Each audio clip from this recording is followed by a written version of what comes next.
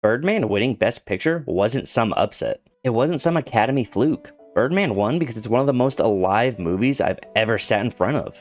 And a huge chunk of why it works so well is that Michael Keaton doesn't feel like he's playing the role of Riggan Thomson. It feels like he was assembled in a lab for the sole purpose of playing this character. There are performances that are well casted, and then there's what this is, where you start to wonder whether if the role came first or the actor did. Welcome back to Mildly Overreacting. Today we're talking about Birdman. Buckle in, because I have a lot of feelings about this one. Keaton and Emma Stone were two of the names that pulled me towards it in the first place, and the movie turned around and outran every expectation I had. Quick spoiler-free setup, because obviously you have to watch this one for yourself. Riggan Thomson is a faded movie star. Years ago he was Birdman, a giant blockbuster superhero, the kind of role that makes you rich and famous, and then quietly follows you around for the rest of your life. Now the fame's worn off, and nobody takes him seriously anymore. So he's throwing everything he has into writing, directing, and starring in a serious Broadway play. He wants to be taken seriously. He wants to matter again. A desperate man, a tiny theater, and about 100 things go wrong all at once. Now let's talk about Keaton, because the casting here is almost unfair. Here's the thing you probably already know. Michael Keaton, in real life, was Batman. He was the guy in the cape. He was the superhero everyone lined up for. And then he spent years being the Batman guy, whether he wanted to be or not. So you cast him as an actor, haunted by the superhero role that defined and trapped him. And suddenly there's this second layer humming underneath every scene. You're not watching an actor trying to pretend to understand the character. You're watching somebody who clearly stood on the other side of that exact door. But I don't want to make it sound like the casting does the work for him, because it absolutely doesn't. Keaton is pulling off something really tricky here. Riggan is an egomaniac and a wreck. He's arrogant, he's needy, he's convinced he's an artist, but terrified that he's the punchline. Sometimes in the same breath. A lesser performance would pick one of these and lean into it.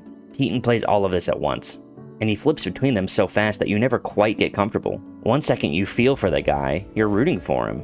You want him to pull it off. The next second he does something so petty and self-absorbed that you want to reach through the screen and shake him. And that balances this whole performance. The movie only works if you keep following Riggan even when he's being insufferable, and Keaton makes that possible. He keeps a little flicker of something human going the entire time. So no matter how bad he behaves, you can't look away, and you can't fully give up on him. I've tried to picture another actor in this part, and I keep coming up empty. Okay, so now we need to talk about Emma Stone. And yes, I know, I already hear it. Some of you are already typing, that's all you talk about. Look, I don't make the rules. If she keeps showing up and being the best thing in every movie I've seen, that's on her, not me. I'm simply reporting.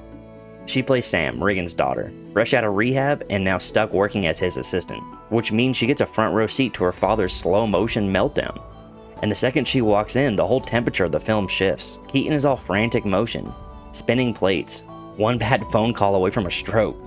Stone comes in sharp and dry, and a little bit wounded, and she just cuts straight through all of it. She's got zero patience for the legend of Riggan Thomson, and watching her poke holes in him is one of the quiet pleasures of this whole thing. And then there's the monologue. If you've seen Birdman, you know exactly what I'm talking about. Sam lays into her father.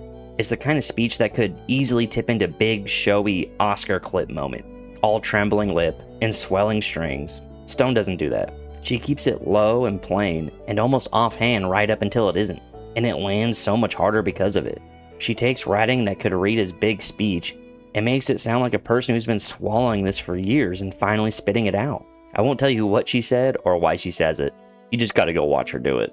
Alright, that's all the ranting I'll do about Emma Stone in this video, I promise. Hey, real quick, if you're liking the video and you're into movie content, do me a favor and hit that subscribe button. It's free, it takes half a second, and you'll get more of exactly this. Alright, back to the video. Let me back up to the filmmaking, because this is where Birdman goes from a strong movie to a Best Picture movie. I'm definitely about to butcher this name, but Alejandro González directs this thing like a man with something to prove. And the big swing is the camera. The whole film is built to look like one long, unbroken take. No visible cuts. The camera just keeps going. It drifts down a hallway, slips into the dressing room, follows one character out, picks up another, wanders onto the stage, and then ducks back behind it. And at one point strolls right out the door into the middle of the street. It never lets you off the ride. And I want to be clear why this matters, because it's all one shot can sound like a party trick. A thing you applaud once and forget. It's not like that. The reason it works is because it traps you. There's no cutting away for relief. No scene break to catch your breath. No polite little moment where the movie steps back and lets you reset.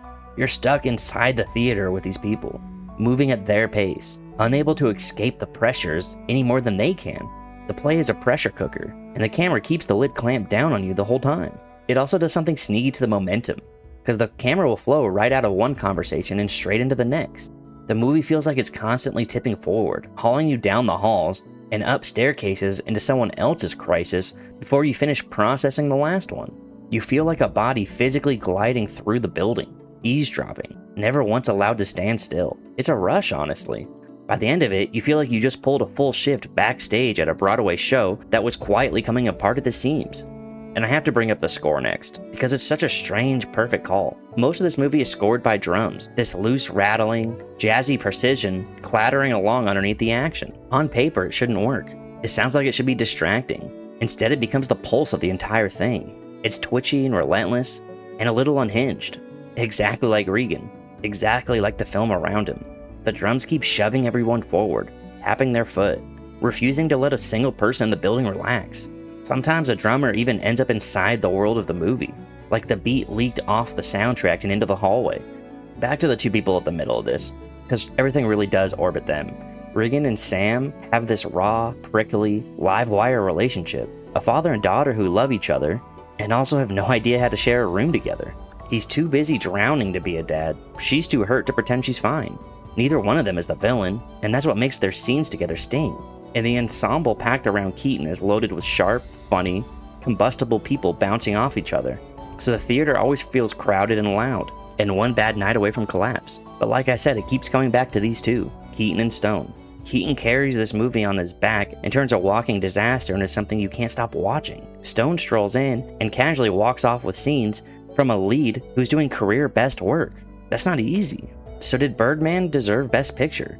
To me, it's not even a debate. It's bold in a way most movies are too nervous to attempt. It's got a lead performance that feels like fate, a supporting performance that damn near hijacks the whole film, camera work that rewires how you experience a story, and a drum score rattling under all of it that feels like a caffeine headache with a beat. Everything is reaching, everything is alive, and it somehow all holds together instead of flying apart. So yeah, I put this one as a 4.5 out of 5, sitting right up near the top of the shelf. If you've never seen it, go see it. If you have seen it, go see it again. Because I promise you missed something in the corner of one of those long takes. Alright, that's it for this one. Thank you so much for watching.